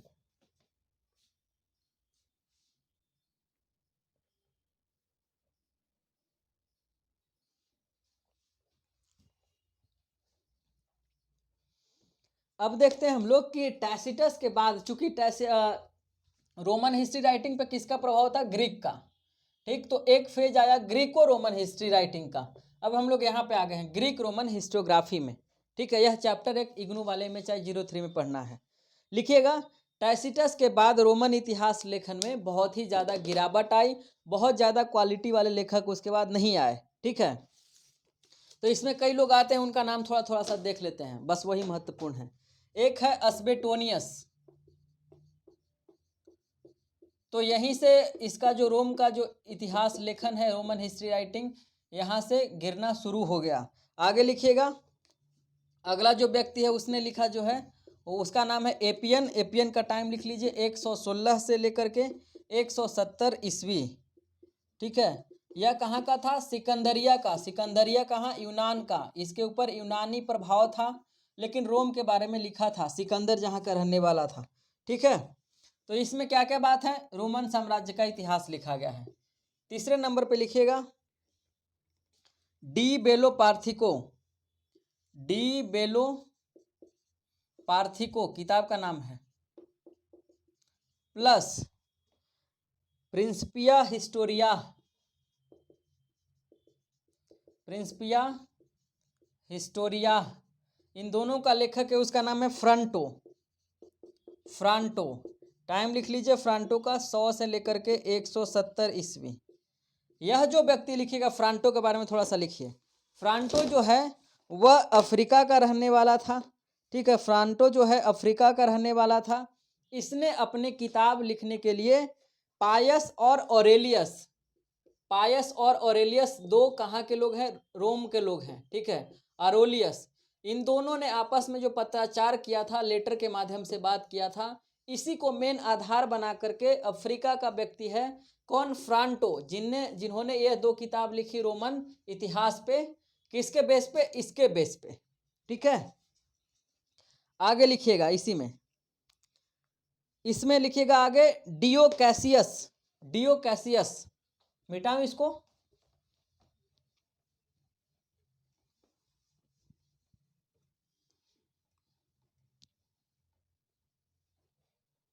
आगे लिखिएगा डियो कैसियस। ये तो लगता है बहुत लंबा चलेगा, फिर भी इसको आज कर लेते हैं। डियो कैसियस, इसका टाइम है 155 बीसी से लेकर के एडी में आ गए ना हम लोग। 155 से लेकर 235 एडी। इसका बस नाम याद रखना है, सब बहुत महत्वपूर्ण नहीं है। इसने रोम का इतिहास लिखा, रोमन हिस्ट्री 80 वॉल्यूम में लिखा था। ठीक है, यह 235 एडी तक का रोम का जो इतिहास है उसकी चर्चा करता है। इसका कई भाग जो है लॉस्ट हो चुका है, खो गया है। ठीक, आगे लिखते हैं हम लोग। ऑरेलियस विक्टर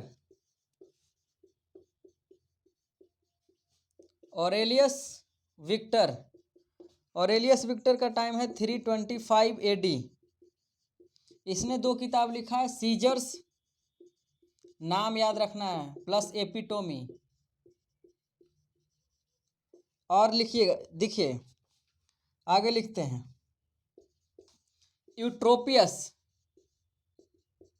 यूट्रोपियस ने किताब लिखा रोमन हिस्ट्री, कितने वॉल्यूम में?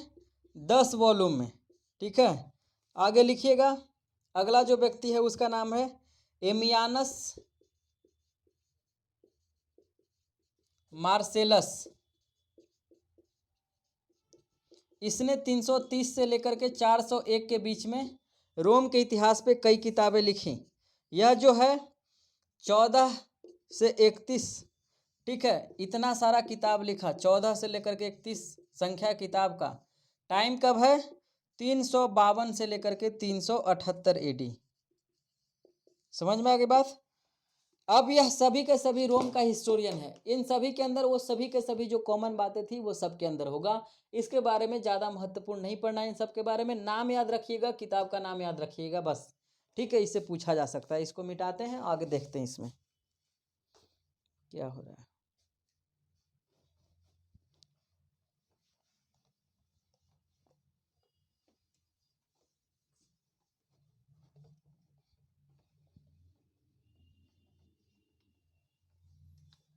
अब रोमन इतिहास लेखन का कुछ क्वालिटी देख लेते हैं। ठीक है, रोमन इतिहास लेखन का बिल्कुल एक सेम क्वालिटी आएगा, और वह क्वालिटी कहाँ पे से आएगा? ग्रीक हिस्ट्री राइटिंग से आया था। वो आया था सर्वव्यापी इतिहास लिखने का, क्योंकि ग्रीको रोमन में आ गए हम लोग ना। तो सर्वव्यापी इतिहास में क्या था? यूनिवर्सल जो हिस्ट्री हम लोग लिख रहे थे, यूनिवर्सल हिस्ट्री लिखने की शुरुआत कहाँ से हुई है? जब सिकंदरिया जो था यूनान का रहने वाला था, मिसिडोनिया का, तो जब दुनिया को विजिट करने के लिए निकलता है, जीतने के लिए निकलता है, तो जहाँ जहाँ भी वो जीतता चला गया उसको विश्व विजेता भी कहा जाता है। तो रोम के जो लोग थे, यूनान के जो लोग थे और रोम के लोग, बाद में दोनों ने मिल करके एक सर्वव्यापी इतिहास लेखन की शुरुआत की। सर्वव्यापी इतिहास का मतलब यह है कि जो सभी जगह पे व्याप्त है, सभी जगह पे मौजूद है। तो सिकंदर ने इतना सारा साम्राज्य जीता कि इन लोगों ने सभी को मिला करके लिखने का काम किया। तो सर्वव्यापी इतिहास का मतलब बेसिक अर्थ यही है। यह जो कॉन्सेप्ट है कहाँ से आया है? यह कॉन्सेप्ट सिकंदर का, जब दुनिया विश्व विजय का अभियान चला वहां से कॉन्सेप्ट चल करके आया है। यदि आपसे कोई पूछे कि सर्वव्यापी इतिहास लिखने की प्रथा की शुरुआत या फिर उसका जो डेडिकेशन है वो कौन है, तो सिकंदर के द्वारा विश्व विजय का जो उसका नीति था वह दरअसल है। ठीक है, बस इसमें ज्यादा और कुछ आपको नहीं समझना है। एक किताब उताब इसमें लिखना है, उसको लिख लीजिए। एक व्यक्ति है जिसका नाम है ऑगस्टस था, आप जानते होंगे। ऑगस्टस जो है किसका दोस्त था? जो लिबी है ना उसका दोस्त था, रोम का शासक था। तो ऑगस्टस के शासनकाल में किताब लिखा गया, उसका नाम है, किताब का नाम लिख लीजिएगा, डियोडोरस ने लिखा था। डियोडोरस कहाँ का रहने वाला था? सिसिली का। यह किताब किसका उदाहरण है? यह सर्वव्यापी इतिहास का उदाहरण है, इसीलिए लिखवा रहे हैं आपको, ठीक है, ध्यान रखिएगा। किताब का नाम लिख लीजिए, किताब है बिबिलियोथिका, बिबिलियोथिका सीसी योथिका यूनिवर्सैलिस, यूनिवर्सैलिस। यह लिखा गया यूनान भाषा में। यूनिवर्सैलिस का मतलब यूनिवर्सल है, और बिबिलियोथिका का मतलब क्या है? जैसे जिसमें बहुत सारे किताब को हम लोग एक साथ संकलित करते हैं, इसको अभी हम लोग बिबिलियोग्राफी बोलते हैं, इंडियन अंग्रेजी में या फिर ब्रिटेन के अंग्रेजी में, ठीक। इसमें क्या है? इसमें पूरे विश्व का इतिहास लिखा गया है, ठीक। और यह जो है 40 वॉल्यूम में है। किसने वॉल्यूम में है? 40 वॉल्यूम में है। समझ में आ गई बात? तो सर्वव्यापी इतिहास आपको समझ में आया, सर्वव्यापी इतिहास का उदाहरण भी आपको समझ में आ गया होगा। इसमें एक और लिख लीजिए, यूनिवर्सल हिस्ट्री का ही दूसरा एग्जाम्पल, दमिश्क का व्यक्ति है जिसका नाम है Nicholas. Nicholas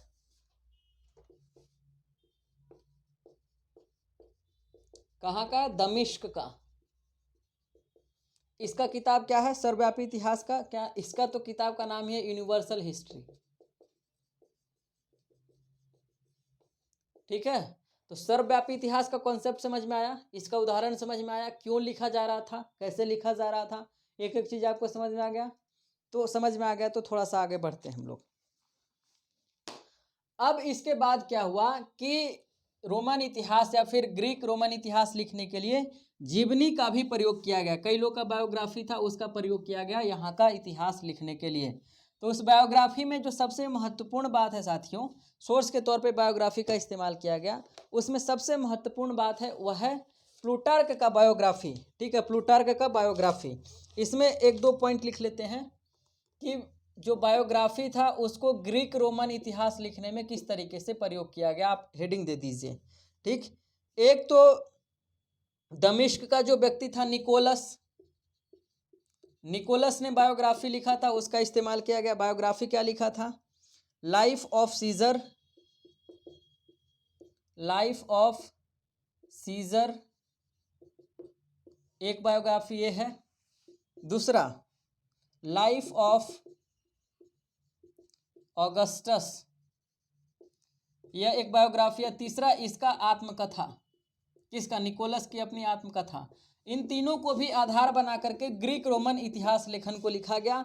Greek Roman historiography में इसका भी महत्व साबित हुआ, ठीक है। उसके बाद आगे और लिख लेते हैं। इसी में और बायोग्राफी के तौर पे किसका इस्तेमाल किया गया? स्वेटोनियस, स्वेटोनियस ने किताब लिखी थी, लिखिएगा, lives of the 12 lives of the 12 emperors, मतलब राजा, 12 राजाओं, फ्रॉम सीजर टू डोमिनिशियन, डोमिनिशियन भी रोम का राजा है, ठीक है, इसका भी इस्तेमाल किया गया, ठीक है। सभी के सभी बायोग्राफी हैं। रोमन इतिहास लेखन, ग्रीक इतिहास लेखन में इसका इस्तेमाल किया जा रहा है। तीसरा नंबर लिखिएगा प्लूटार्क का। प्लूटार्क का लिखा हुआ था पैरेलल लाइफ्स, ढेर सारे जिंदगियां, ठीक है। और प्लूटार्क के बाद यदि बात करें तो इसमें और कोई नहीं होना चाहिए मेरे ख्याल से, ठीक है, ठीक है। प्लूटार्क का जो किताब है ना पैरेलल लाइव्स, उसके बारे में एक दो पॉइंट लिख लीजिए बस। प्लूटार्क का जो किताब है पैरेलल लाइव्स, उसके बारे में लिखिएगा कि यह विश्व का एक क्लासिक बुक है, एक क्लासिक टेक्स्ट है। इसमें जीवनी लेखन, इसमें यानी बायोग्राफी को बहुत अच्छे तरीके से लिखा गया है। बायोग्राफी का यह क्लाइमेक्स एग्जाम्पल है कि बायोग्राफी को किस तरीके से हम लोग हिस्ट्री राइटिंग में यूज कर सकते हैं। यदि उसका बेस्ट सोर्स होगा तो प्लूटार्क का लिखा हुआ पैरेलल लाइव्स होगा। आपसे पूछा जाएगा सिर्फ इतना कि पैरेलल लाइव्स के लेखक कौन है, तो प्लूटार्क हैं, सिर्फ इतना। यदि आपसे पूछ रहा है कि उसमें क्या लिखा गया, तो इसलिए मैं बता दे रहा हूँ ताकि वो लोग कहाँ तक पहुँचेंगे, जहाँ तक पहुँचेंगे वहाँ तक। आगे लिखिएगा, प्लूटार्क ने पूरे जीवन में 48 बायोग्राफी लिखे, 48 बायोग्राफी, 48 लोगों का बायोग्राफी, इसलिए प्लूटार्क ज़्यादा महत्वपूर्ण है। 48 बायोग्राफी और 78 संवाद, 78 टॉक, ठीक है, जैसे जोश टॉक होता है ना, उसी तरीके से 78 संवाद उन्होंने लिखा है, उसको संकलित किया है। लेकिन यह जो नाम कमाया है वह पैरेलल लाइव्स की वजह से, यह विश्व का बहुत ही क्लासिक टेक्स्ट है, ठीक है, ध्यान रखिएगा। इसमें आगे लिखिएगा कि वह अपने पैरेलल लाइव्स में रोम के लोगों की तुलना, ठीक है, रोम के लोगों की तुलना यूनानियों से की है, और रोम को भी महान कहा है और यूनानियों को भी महान कहा है। ये मतलब ब्रिज वाला काम कर रहा है, ठीक है, पटना और हाजीपुर को जोड़ने वाला काम, ठीक है। चलिए अब हम लोग आ जाते हैं कि रोमन हिस्ट्री राइटिंग का दो चीज़ जो है वह बहुत ही ज़्यादा महत्वपूर्ण है, उसके बाद ख़त्म कर देते हैं इसको, बस वही लास्ट है। दो क्वालिटी है रोम के इतिहास लेखन का। रोम के इतिहास लेखन का दो क्वालिटी है। पहला क्वालिटी है ह्यूमैनिटेरियन का, और दूसरा क्वालिटी जिसको बोलते हैं सार तत्ववाद। सार तत्ववाद का अंग्रेजी क्या होता है? सब्सटेंशियलिज्म। सब्सटेंशियलिज्म,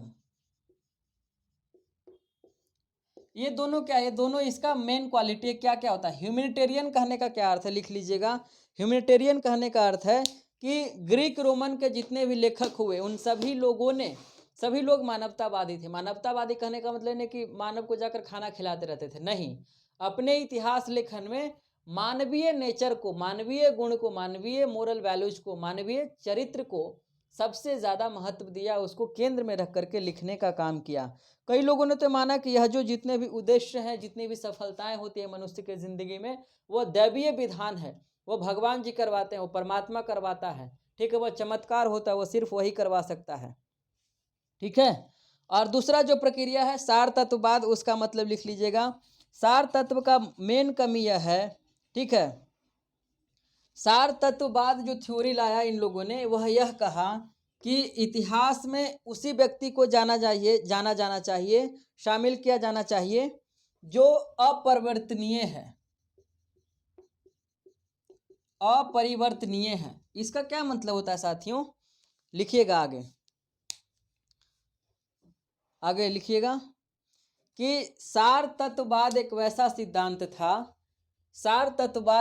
सिद्धांत था जिसमें इतिहास के तौर पे उन सारे चीज़ों को शामिल किया जाता था, उन घटनाओं को जो अपरिवर्तनीय है, जिनके अंदर परिवर्तन नहीं आया है। जैसे जो चीज़ था, मान लो कि कोई वैदिक सिविलाइजेशन है 1500 से लेकर के 1000 BC तक, और यही चीज़ हमेशा रह गया, इसमें बदलाव ही नहीं आया। तो सार तत्ववाद के अकॉर्डिंग यह जो अपरिवर्तनीय चीज़ है, इसको इतिहास में शामिल किया जाना चाहिए, इसको लोगों तक पहुँचाना जाना चाहिए। लेकिन इसके साथ साथ यह भी कहता है कि यह जो चीज़ है वह ऐतिहासिक नहीं है। ये डबल स्टैंडर्ड। एक तो कह रहा है कि इसको बच्चों को जाना चाहिए, ठीक, लेकिन ये कह रहा है कि यह ऐतिहासिक नहीं है। मतलब क्या है कि अपरिवर्तनीय है, ये लोग ऐतिहासिक दृष्टिकोण से सोच भी नहीं रहे थे, ठीक है। तो यही जो थ्योरी है, इस थ्योरी को हम लोग सार तत्ववाद कहते हैं, ठीक है।